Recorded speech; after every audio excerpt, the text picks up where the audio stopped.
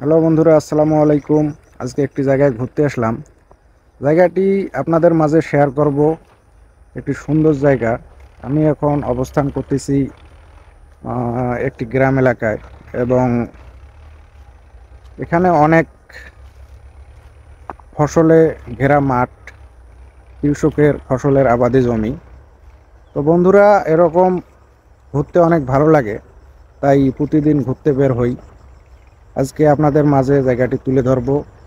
আমার সামনে একটি ধান ক্ষেত, দেখেন। এই ধান ক্ষেতটি মূলত সবাই চিনবেন না, যারা গ্রামে থাকেন তারাই চিনবেন। এটিকে আমাদের আতপ ধান বলে। তো এটি অনেক চিকন এবং ধানগুলো দেখতে অনেক সুন্দর, আপনারা লক্ষ্য করেন। তো আমাদের গ্রাম এলাকায় আসলে এই ধানগুলো দেখতে পাবেন কিভাবে চাষাবাদ হয়। দেখেন, অনেক সুন্দর ধান। তো এই জমিটাতে আতপ ধান চাষ করা হয়েছে। তো এই ধান থেকে চালগুলো যখন হয়, আমরা বিভিন্ন অনুষ্ঠানে এই চাল দিয়ে ভাত রান্না করে খাওয়ানো হয়। এগুলো খুবই সুস্বাদু। পাশে দেখতে পাচ্ছেন অনেক ধানের জমি। এগুলো একটু মোটা ধান। তো ধানগুলো পেকে গেছে, কয়েকদিনের মধ্যে এই ধানগুলো কাটা হবে। দেখেন, অনেক সুন্দর দেখাচ্ছে কাছ থেকে। তো বন্ধুরা, আপনারা গ্রাম এলাকায় আসলে এই জিনিসগুলো আপনাদের চোখে পড়বে। তো আমাদের গ্রামে মূলত